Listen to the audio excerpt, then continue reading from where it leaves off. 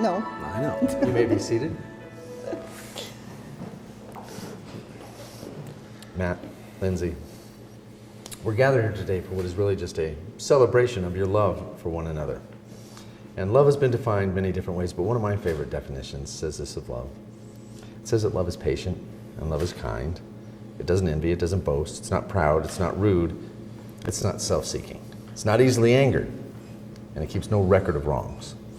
Love does not delight in evil, but it rejoices with the truth. It always protects, always trusts, always hopes, always perseveres. That's a big definition, and a lot could be said about love from that. But there's three things that stand out to me, especially in regard to marriage. And the first is this, that love is not self-seeking. That is, it's not about you. It really is about the other person. It's about putting their needs, their cares, their concerns ahead of yours. It's about putting that other person first in your life. Second thing is this, love keeps no record of wrongs. There's no place in marriage for tally marks on who made the last mistake, who made the most mistakes, who made the biggest mistake. And my money's on you, Matt, for all of that. But what that's really about is just this. It's about forgiveness. It's about the willingness to forgive the mistakes that we all make and then leave them in the past. And the final thing is this. Love perseveres. That is, it just doesn't quit. It's easy to be in love sometimes, but you already know life is hard and there are struggles, there's difficulties, and sometimes it's a person that you're with that frustrates you the most, makes you the most angry, and sometimes disappoints you. And those are the days when you may not feel like loving somebody, but those are the days when you choose to go on loving. You persevere, and when you get to the other side, things are better.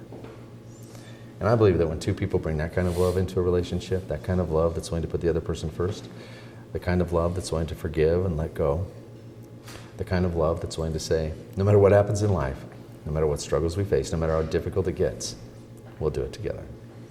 When two people love each other like that, then together they can build a healthy and a happy life. And you're standing here today asking this other person to do that with you, to build a life together. So to that end, I'm going to ask you to turn and face one another. Hold hands. I'll take these for you. And Matt, if you'll repeat after me. I, Matt. I, Matthew. Give myself to you. Give myself to you. And these things I promise. And these things I promise. I will be faithful to you. I will be faithful to you. And honest with you. And honest with you. And I will cherish you. And I will cherish you. From this day forward. From this day forward. Lindsay, if you'll also repeat after me. I, Lindsay. I, Lindsay. Give myself to you. Give myself to you. And these things I promise. And these things I promise. I will be faithful to you. I will be faithful to you. And honest with you. And honest with you. And I will cherish you. And I will cherish you. From this day forward. From this day forward. Here today, as a token of the promise that you're making to one another, you've chosen to exchange rings. These rings are a symbol of something. For many people, the fact that the ring is a circle with no beginning and no end, it symbolizes how endless your love is. But these rings represent something else as well. They're a symbol of the promise that you're making to each other today.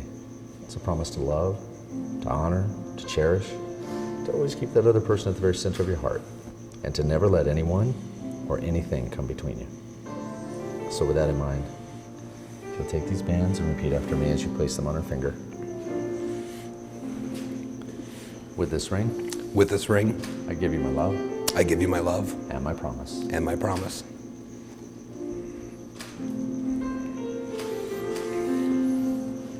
Lindsay, if you'll also repeat after me. With this ring. With this ring. I give you my love. I give you my love. And my promise. And my promise. You got it? Here tonight, you're going to share in one more symbolic act. It's the lighting of the unity candle. If I could have you step right here, in front of it. The unity candle is this candle that's unlit. The two candles that burn beside it represent your lives as they once were, separate, distinct. And the lighting of that center candle is symbolic of how your lives have come together as one through the bonds of love, and now today, through marriage. But I think, too, that as you bring those two candles together and you ignite the flame on this third candle, it's symbolic of this as well. It's symbolic of another fire that's already burning. That's that love that burns in your heart for one another. And that fire, unlike this candle, which can be so easily put out, that's a fire that will never go out. so long as the two of you just continue to love one another and nurture that love, that's a fire that's going to burn brighter and stronger with every passing day and with every passing year you share together. So, if you will.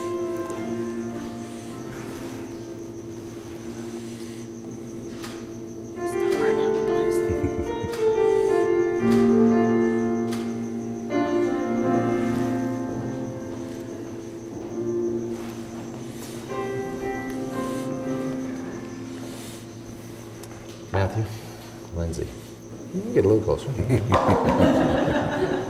Here today, in the company of these witnesses and before God, you have made promises to one another. It's based upon those promises that it's now my pleasure and my privilege to be able to pronounce you. Husband and wife, you can seal that promise with a kiss.